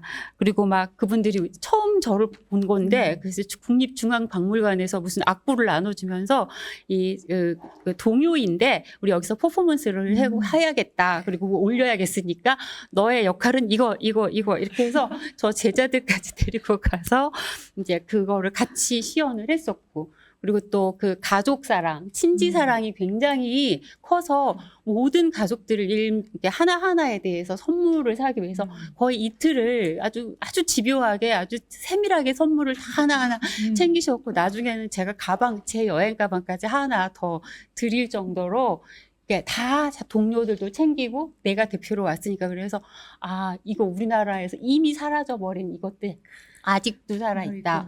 네, 그런 것들 느꼈고요. 그래서 저는 이제 그분들을 통해서 그래서 대한민국의 위상이 또 무엇인지도 확인을 하게 되었고 그리고 또 나라도 다르고 처음 배웠었지만은 그 눈과 눈의 마주침으로 저희는 그냥 많은 부분들이 다 해소가 됐어요. 그러니까 분명히 문화가 달랐고 그분들을 모셨을 때 첫 번째는 이제 기도 시간을 어떻게 지켜드리면서 제가 해야 되는데 아까 말씀하셨듯이 굉장히 느슨하셔서 나중에 하면 되니까 괜찮다.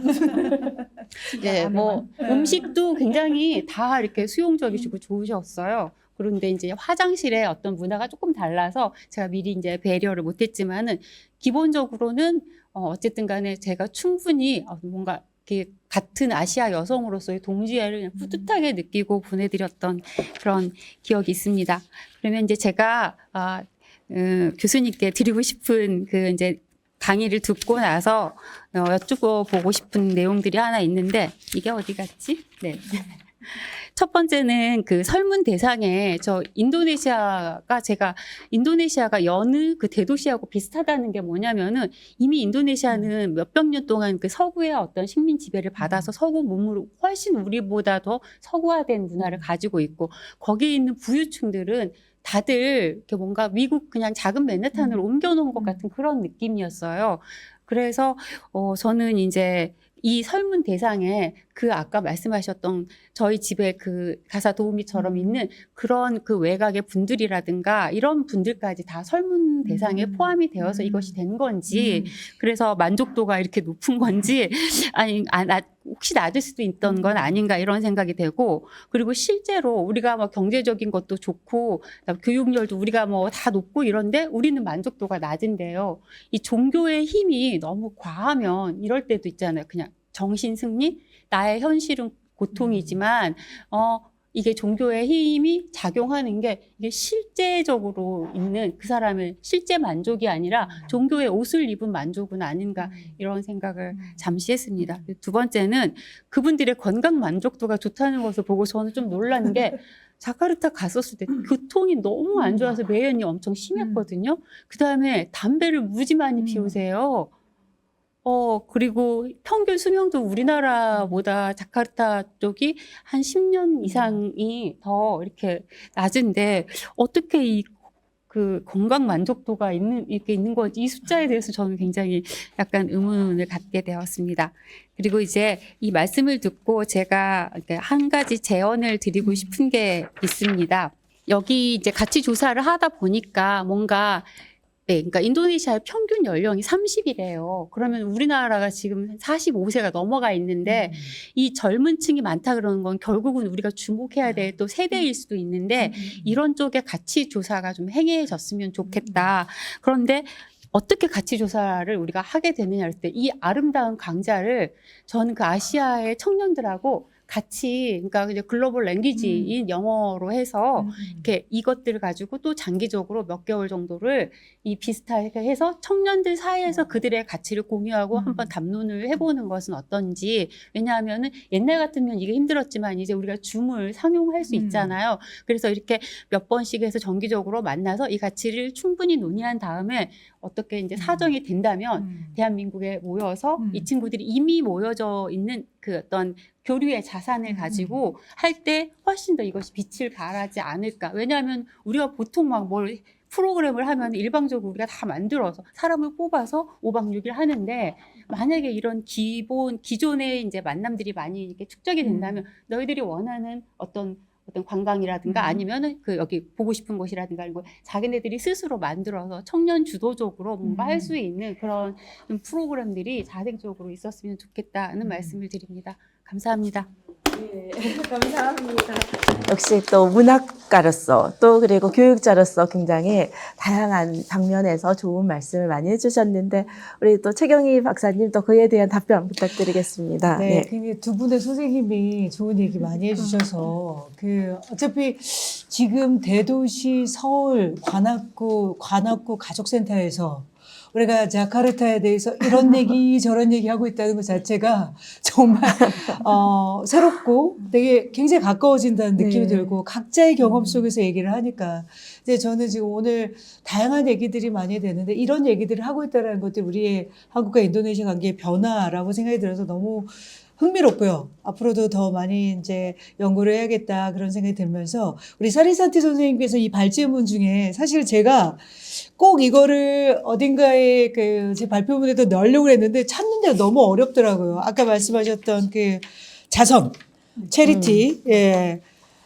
요거의 세계 1위 지수를 갖고 있다는 거는 정말 이제 최근에 동남아 연구를 하는 사람들이 인도네시아가 갖고 있는 특징 중에 하나로 얘기를 하고 있거든요. 그래서 알다시피 주로 이제 종교적인 베이스 중에서 무슬림 분들은 1년에 한 번씩 자기 자산의 2.5%를 사회에 환원하는 자캇, 와캅, 그리고 여러 가지의 사회적인 공헌을 기여할 수 있는 기부행위, 이런 부분들이 훨씬, 이게 종교적인 행위이기도 하지만 아까 말했던 이 전통사회에서 갖고 있었던 서로 고통로 협력하는 것들은 굉장히 상호작용하면서 저는 이거를 흔히들 우리는 21세기 하면 현대적인 가치가 우위라고 얘기하지만 아까 좋다고 생각하는 중요하다고 생각하는 이 전통적 가치 이런 부분들을 유지하면서 인도네시아 나름대로의 공동체를 유지하는 힘 이런 거가 느껴졌고 계속 그걸 발전시키고 있다고 생각이 들어요. 그래서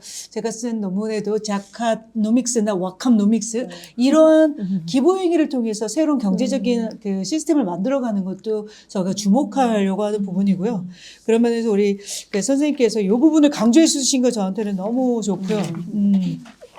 그래서 저는 인도네시아를 연구를 하면서 한국이 이런 부분들에 대해서 서로 공감하고 배울 수 있는 기회였으면 좋겠다는 생각이 들고 또한 우리 이지 선생님께서는 다양한 인도네시아 경험들을 얘기해 주셨는데 여러분 인도네시아에 끔발리라는 단어가 있어요. 인도네시아를 한 번 간 사람은 있지만 한 번만 오는 사람은 없다.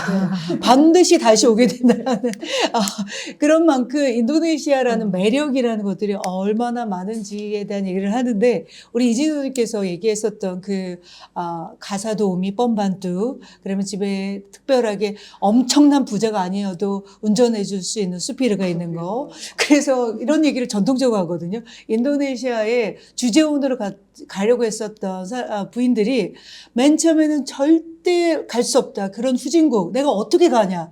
근데 갔는데 나는 절대 한국으로 돌아갈 수 없어. 뭐 집안일도 뻔뻔하게 해주죠. 운전도 그리고 거기 국제학교도 있죠. 그런 만족도가 있었고 다시는 돌아가지 않겠다는 이런 얘기도 할 정도로 삶의 시스템이 굉장히 이렇게 활발을 한데 그런 것들이 굉장히 많이 회자가 되거든요. 예, 그래서 또 하나 그런 포인트도 한번 얘기해드리고 싶고 그다음에 또 우리 이진 선생님께서 인도네시아 갖고 있는 이제 저도 그것도 있어.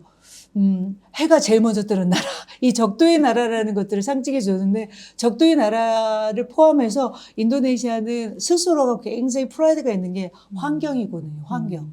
다양한 섬들의, 다도의 섬들이, 저마다의 그 뭐랄까, 문화를 가지면서 그 다도의 국가들이 갖고 있는 문화 자원 이런 것들 굉장히 그래서 여러분 이제 인도네시아는 발리를 제일 먼저 떠오르잖아요. 인도네시아는 모르고 네, 발리는 알죠. 그게 발리는 인도네시아의 발리 섬인지는 모르잖아요. 네. 그런데 발리 같은 멋진 섬들이 수백 개가 있다고 생각해 보세요. 그런 건 이제 환경에 대한 얘기를 해주셔서 너무 좋고 또 하나는 이제 여성에 대한 포인트가 너무너무 좋았어요. 여성이 굉장히 활동적이라고 얘기하는 거. 그다음에 여성들이, 그러니까 시를 같이 시를 같이 읽었을 때 우리는 시를 밋밋하게 읽는데 그분들은 신의 계시를 받으시는 거잖아요. 바로 그게 아까 말했던 우빠짜라에 굉장히 강하죠. 그러니까 의례적인 행위에서 아주 내가 보기에 유전자적으로 되어 있는 것 같아요. 그래서 인도네시아는 졸업식, 결혼식, 뭐 일상적으로 현대화된 의식도 대단한 형식 와 의미 부여와 그런 것들을 누구나가 시켜도 잘해요. 그게 왜일까? 그게 왜일까도 좀 근데 그런 면에서 시 낭송도 아마 정말 드라마틱하게 하잖아요. 그래서 저희 이제 문학적 교류를 하는데도 인도네시아와 한국이 굉장히 제가 이제 한국 인도네시아 문화연구원의 부원장으로 했는데 거기 안에 이제 문화예술적으로 활동하는 사람들이 인도네시아 분들과 자카르타 분들 굉장히 소통하는 역할을 많이 하는데 잘 되고 있습니다. 그렇군요. 공통 감각이 있어요. 네, 그런 부분들이 앞으로도 더 많은 교류를 통해서 서로 많이 교류했으면 좋겠고, 그다음 질문에 대해서. 네, 난 소소한 게 아니라 되게 중요한 질문인데, 아마 제가 이제 데이터를 누구에게 했느냐라고 얘기했었을 때, 소위 말하면은 이게 닿는 구 중에서도 소위 말하면 빈곤층이나 하층민까지는 이 서베이가 다 거기가 닿지 않았을 거예요. 그러니까 자카르타에 사는 그분들에게, 그러니까 중산층 정도는 됐지만, 저 중산층 이하에게 이 데이터가 거기까지 갔을 것 같지는 않다라는. 근데 그거는 이제 분석에서는 잘 안 드러나는 부분이 있다는 거 말씀을 드리고요. 두 번째, 건강 만족도. 이것도 고민이에요. 아까부터 매연도 많고 그런데 저도 자카르타 가면은 이제 교통체증, 매연 이것 때문에 스트레스를 굉장히 많이 받는데도 불구하고 그럼에도 불구하고 그분들이 살아가는 노하우가 있다라는 게 저는 대단히 의미가 있다고 생각하거든요. 그러니까는 그분들에게 일상적으로 먹는 그러니까 자해, 건강식, 자무 이런 부분들이 자기의 삶을 만족도 시키는데 건강이 중요한 요소이기 때문에 그 부분들을 많이 챙기고 그리고 요즘 부쩍 들어서 그러니까 더운 도시에서는 운동하기가 너무 어려운데 해 떨어지면 운동하는 모습도 굉장히 많이 보이고요. 네, 많이 바뀌고. 그 다음에 그것도 굉장히 많이 활성화되어 있어서 오히려 제가 자카르타 가면 운동을 많이 하게 되는 그런 경우도 있다는 거. 예, 예, 실내에서. 그래서 실내에서 활동하고 해 떨어지고 오면서 건강을 하는 것들이 많이 변화된 모습 중에 하나인 거고요. 그래서 요것도 자기가 이제 삶의 만족도를 높여가는 거에 하나의 장치로 지금 이제 그래서요, 건강이 중요시해서 우리나라의 의료기기, 이런 거 이제 뭐 바이오 산업 이런 거 많이 진출하는 목적도 이런 거거든요. 이분의 가치들이 그러니까. 그다음에 마지막 너무 좋은 제언을 해주셨잖아요. 청년들의 가치 조사를 통해서 아시아 청년들이 그 내용을 갖고 소통할 기회를 갖으면 좋겠다. 교사 선생님으로서 바라는 말을 너무 했는데 저는 이 부분 되게 중요하다고 생각해요. 저는 그것이 우리나라를 주도를 하든 인도네시아 주도를 하든 태국을 주도를 하든 왜냐하면 저는 아시아의 발전, 동남아의 발전에서 이 MZ 세대들이 갖고 있는 이제 기대감이 있을 거 아니에요. 그 기대감들이 구현되어지는 아시아 사회가 되었으면 좋겠다. 인도네시아가 됐으면 좋겠다. 미얀마가 됐으면 좋겠다 하기 때문에 청년들을 중심으로 한 이러한 일을 했으면 좋겠고, 그러니까 조사를 했으면 좋겠고, 조사의 결과 소통됐으면 좋겠습니다. 그래서 한국의 지금 새로운 변화 중에 촛불 집회가 아니라 응원봉 집회라고 하잖아요. 저는 이것이 굉장히 갖고 있는 심벌릭이면서 실제로 구체적인 영향력이 미쳤으면 좋겠다 생각해요. 아시아의 젊은이들이 아시아의 민주주의를 갖고 같이 소통했으면 좋겠다라는 기대를 갖고 또 견해에 대한 제 의견을 마치도록 하겠습니다. 감사합니다. 네, 좋은 말씀 감사합니다. 사실 저희가 아시안허브에서도 이 아시아의 여성들이 함께 시를 썼으면 어떨까 해가지고 저희가 시를 써서 시집을 낸 적이 있어요. 그래서 계절의 5가지 색, 네, 5개국의 여성들이 만나서 이제 계절의 5가지 색이라는 시집을 냈었고, 물론 인도네시아는 없었어요. 제가 인도네시아를 굉장히 멀게 느꼈어요. 그 회화집을 쓰면서 이 언어가 참 어렵구나. 표준어가 없나? 도대체 있어요. 여기 규정은 누가 어떻게 만들었나 막 궁금증이 많았었는데 아무튼 또 인도네시아의 이런 시인분들의 퍼포먼스도 한번 꼭 보고 싶다라는 생각도 들고 네. 같이 또 여러 가지 다양한 일들을 해봤으면 좋겠다라는 생각이 들었습니다. 벌써 이제 6회기, 6강을 마무리를 했는데요. 그래도 또 최경희 교수님 마지막까지 함께 하시면서 어떤 또 느낌을 또 어떻게 마지막까지 하면서 처음 생각했던 것과 비슷하게 끌어오셨는지 마무리 말씀 부탁드리겠습니다. 네. 일단 1강부터 6강까지 그 매번에 같은 시간을 하면서 한 번도 쉬운 얘기가 없더라고요. 서울편도 고민스럽고요. 근데 일단은 이게 계기가 돼서 서로를 깊이 있게 이해하는 다양한 통로들을 가져야 된다라는 생각을 했습니다. 그런 면에서 아시아 대도시 가치조사는 하나의 툴로서, 그러니까 하나의 도구로서 굉장히 의미 있게 자리 잡았으면 좋겠다는 생각이 들면서 우리 발표자와 토론자 사이에, 이주 당사자 또는 그 해당 사회에 대한 경험을 갖고 있는 사람 토론자 사이에 사실 발표문과 토론문을 보면 굉장히 간극이 심한데 이게 같이 얘기를 하면서 이게 함께 어우러진다는 걸 느끼면서 우리의 말의 힘은 되게 위대하다. 그런 생각을 했습니다. 그래서 이런 토크를 통해서 서로의 이해를 깊이 있게 하고 하는 과정들은 앞으로도 계속적으로 이 지구가 끝날 때까지 계속해야 된다. 그런 생각을 했습니다. 그리고 특별히 이런 자리를 함께하게 해주신 아시안허브 대표님과 아시아 언어문화연구소에게도 진짜 진심으로 감사를 드립니다. 감사합니다. 네, 감사합니다. 우리 대표님도 마무리하시면서 발언하면서 여기 끝나면 제일 좋을 것 같아요. 네. 정말 감사드리고요. 사실 또 이 관악구와 아시안허브와 또 서울대학교가 함께 한다는데 굉장히 큰 의미를 가졌었고, 관악구에서 이제 뭐 적극적으로 참여하지 못하셨지만 그래도 이렇게 또 이 유튜브로도 바라보고 계시고 많은 분들이 서울대학교에서는 어떤 연구 결과가 있었을까 궁금해하면서 보는 것 같아요. 근데 또 이 유튜브를 보고 나면은 더 흥미롭게 아시아의 국가들 그리고 대도시를 바라보지 않을까라는 생각이 들고요. 사실 처음에 이제 교수님께서 말씀하셨을 때 우리 이주여성분들이 토론을 어떻게 할 수 있을까? 고민도 많이 했었고 또 다들 긴장도 했었고요.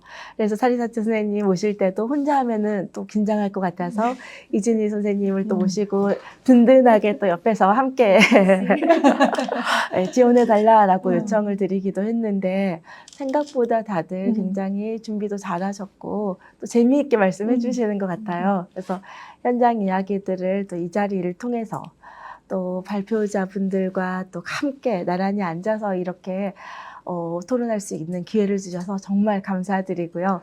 앞으로도 또 이런 기회가 더 많았으면 하는 바람입니다. 네, 감사합니다.